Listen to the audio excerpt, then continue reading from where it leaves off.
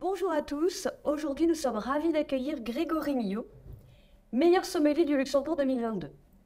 D'origine bordelaise, Grégory intègre très tôt l'univers culinaire et l'hôtellerie.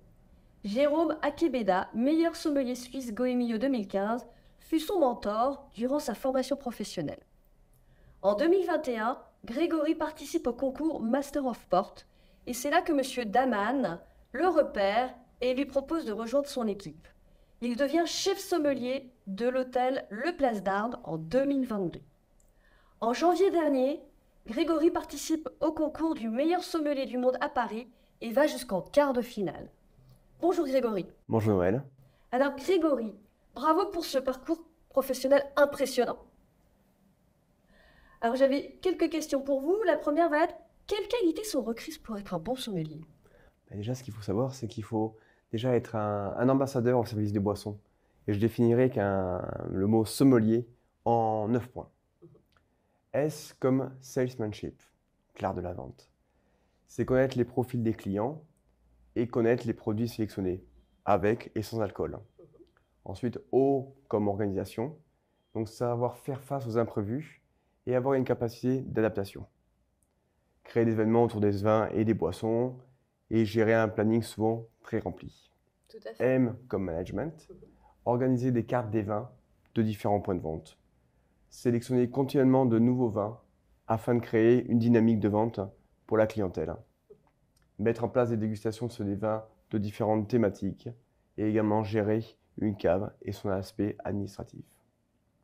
M comme modestie, être toujours à l'écoute du client et faire preuve de discrétion, être empathique et être très humble, ça c'est la base. E comme éducation, un parcours diplômant dans le domaine de l'hôtellerie et de la restauration. Pour parfaire ses connaissances et compétences, sont proposés un certain nombre de formations et d'ouvrages tels que The World of Atlas Wine. L comme leadership, savoir travailler en équipe et remplir l'intégralité de ses fonctions pour garantir une expérience qualitative pour le client. Être un moteur de motivation et être exemplaire pour susciter de nouvelles vocations.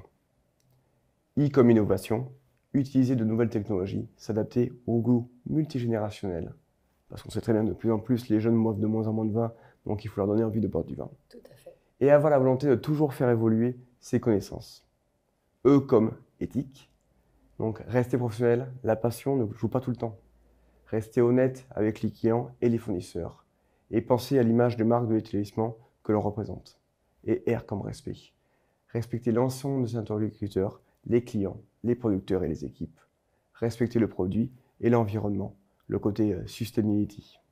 Qui est très important de nos jours, effectivement. Exactement. Tout à fait. Alors justement, on parle du vin. Quel est le rôle du vin dans les arts de la table? Et outre le fait d'être une boisson, le vin est considéré comme une complémentarité d'un repas.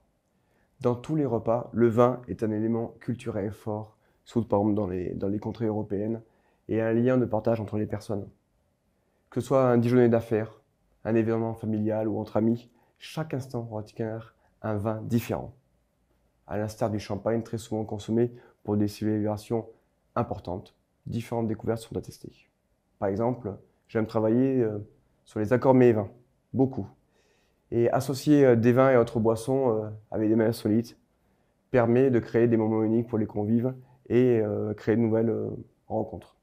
Par exemple, associer une jolie Saint-Jacques grillée, par exemple avec une sauce miso et un saké, c'est vraiment une expérience incroyable pour les clients. Il y a beaucoup de gens qui n'ont pas l'habitude et ça crée vraiment une belle émotion aux dégustateurs. Ça met l'eau à la bouche.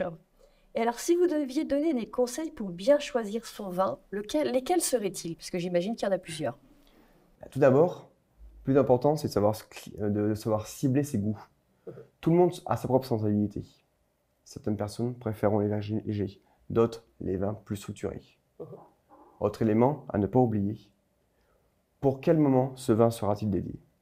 Si vous choisissez des vins de garde pour créer votre propre cave, il faudra vous documenter ou demander des conseils auprès de professionnels aguerris comme moi. Je recommande toujours de se tourner vers les cavistes de quartier parce que c'est eux qui auront les plus belles pépites et les plus belles choses à découvrir. Ce sont des précurseurs et ils vont aider à faire les meilleurs choix pour dénicher les meilleures pépites. Et enfin, la meilleure façon de choisir son vin est d'aller à la rencontre des vignerons, des producteurs, par exemple lors d'un week-end gastronomique. Comme par exemple ici en Moselle luxembourgeoise, l'été il fait très très beau, même actuellement il fait froid mais il fait beau, donc c'est agréable, ou dans d'autres régions. Et ces moments de passage avec ces artistes, comme je les appelle les artistes du vin, c'est des moments uniques pour sélectionner et conserver en cave de bonnes bouteilles le temps nécessaire pour les ouvrir au moment opportun. En conclusion, on choisit un vin en fonction du moment avec qui on souhaite le partager, mais également en fonction de son budget. Tout à fait. Eh bien, merci pour tous ces précieux conseils, Grégory, et merci d'être venu nous voir et à très bientôt. Merci Noël, très bonne journée à vous. Au revoir.